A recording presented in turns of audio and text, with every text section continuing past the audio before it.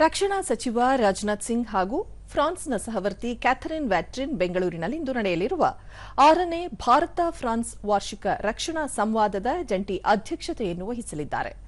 ಈ ಸಭೆಯಲ್ಲಿ ಉಭಯ ದೇಶಗಳ ರಕ್ಷಣಾ ಸಹಕಾರ ಬಲವರ್ಧನೆಯ ವಿವಿಧ ಆಯಾಮಗಳ ಬಗ್ಗೆ ಚರ್ಚಿಸಲಾಗುವುದು. ಅಲ್ಲದೆ ಹ್ಯಾಮರ್ ಕ್ಷಿಪಣಿಗಳ ಜಂಟಿ ಅಭಿವೃದ್ಧಿ ಕುರಿತಂತೆ ಒಪ್ಪಂದಕ್ಕೂ ಉಭಯ ದೇಶಗಳು ಸಹಿ ಹಾಕುವ ನಿರೀಕ್ಷೆಯಿದೆ. ನಂತರ ರಕ್ಷಣಾ ಸಚಿವ ರಾಜನಾಥ್ ಸಿಂಗ್ ದೇಶದ ಮೊದಲ ಖಾಸಗಿ ಹೆಲಿಕಾಪ್ಟರ್ ಉತ್ಪಾದನಾ ಘಟಕ ಕೋಲಾರದ ವೇಮ್ಗಲ್ನಲ್ಲಿ ಆರಂಭವಾಗುತ್ತಿದ್ದು, ಇದರ ಉದ್ಘಾಟನೆ ಕಾರ್ಯಕ್ರಮದಲ್ಲಿ ಪಾಲ್ಗೊಳ್ಳಲಿದ್ದಾರೆ. ಟಾಟಾ ಸಂಸ್ಥೆಯಿಂದ ಹೆಲಿಕಾಪ್ಟರ್ ಉತ್ಪಾದನೆ ಘಟಕ ಕಾರ್ಯಾರಂಭಕ್ಕೆ ಸಿದ್ಧತೆಗಳು ಪೂರ್ಣಗೊಂಡಿದ್ದು, ಈ ಘಟಕ ಸಾವಿರಾರು ಮಂದಿಗೆ ಉದ್ಯೋಗ ಕಲ್ಪಿಸುವ ನಿರೀಕ್ಷೆಯಿದೆ.